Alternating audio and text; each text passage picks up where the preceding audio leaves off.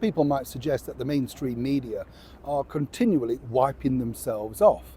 Earlier this year, it was announced that, well, the one of the most groundbreaking news channels, that was Sky News here in the United Kingdom, are suddenly going to go behind a paywall.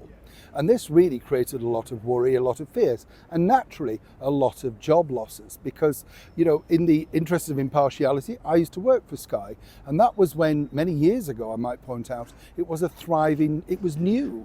People turned on to that because you didn't have mobile phone access, things weren't not delivered, you know, by Twitter or Snapchat or whatever other means of communication.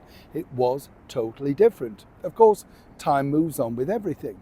And of course, recently they had to let go of their star anchor, Kay Burley, a colossal amount of money every year that they decided they could do without. Now, I'm not knocking that, you know, that's their prerogative, but without a face on the channel, it's very difficult to draw in new people.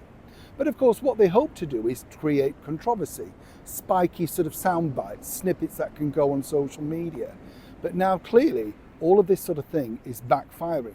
And it got incredibly bad the other day upon the announcement of certain local elections. As ever, let me explain. Lovely to see you today. Thank you so much for joining me. It's funny, isn't it? You know, I don't know about you. I used to always watch the news when I was younger, particularly when I came in and, you know, my dad had the news at 5:45 on ITN. Do you remember that, anybody? And that was seen as a big thing. And then, of course, we had news at 10, we had news at 9 on the BBC.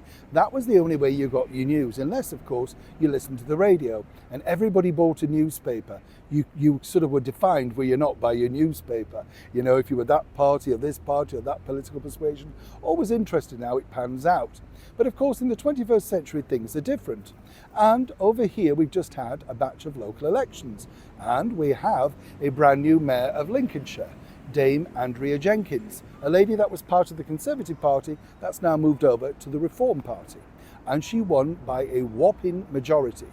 And the reason why I'm highlighting this is it just makes it all the more ridiculous when you watch footage like good enough this. for France. That left when you said he left when you said migrants should be put in tents. That's good enough for France. That should be good enough for them too. Do you think that's a divisive way of conducting politics? I think it's what the majority and the silent majority think. That's what you think of migrants. That's where they should be. And well, illegal migrants, people come here illegally. They should be put in tents like they do in France. People are seeking asylum should also be put in tents? Well, I think genuine asylum seekers, you know, like Ukraine, etc., that's a different matter.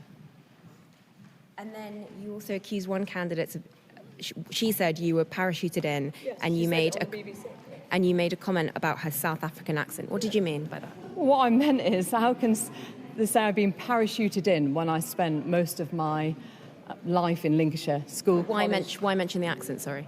Because the irony of saying someone's been parachuted in who's not even from the country. I mean, I went to school, college, university, so I think... So someone who's got an accent can't be from this county? I think, actually, I'm not even going to answer any more of your questions. I think that your questioning is quite divisive. You're looking into things when it was a little play with words, it was a little joke because of the irony. Do you not understand irony? The only reason I'm asking is because Reform... See, as you can see, this particular reporter just wanted to go down a particular narrative. And some might say, well, that's their prerogative. But it really created a backlash online. Because what was it about? It was nothing. Nothing to do with the fact that clearly the people had voted for this individual because they desperately wanted some change in their local area. And she's promising that. So how about asking questions about what her plans are, what she's going to do? But no, quibbling and picking holes in things that she said at a speech. Back at Sky HQ, let me tell you, there was initial, oh, this is great, we're going to get lots of clicks. Then a sudden drop. And this is because, and I have this from an excellent source, and as ever, I have to say allegedly, they know that Comcast, the American company, part of NBC, that own the channel, will be looking at bad journalism like this and wondering whether they should continue to invest or indeed reduce their investment. Not only that, as you turn more people off from watching a channel that's already struggling, then what you truly have is a problem. And situations like this with budding journalism that they think is going to skyrocket them into the stratosphere and become known, yes, it can, but it also can have a lot of repercussions, i.e. job losses, people of course not being given opportunities and less time on screen. Either way, this is the mainstream media in the 21st century. And whatever you think about that particular individual's politics, now she's making the news for all the wrong reasons. And as many people have been let go by Sky already this year, let me tell you, the feeling in the newsroom is one of rather not breaking news, but what are they going to be breaking and losing in the coming months as even more and more people switch off. Neil Sean in the very heart of London.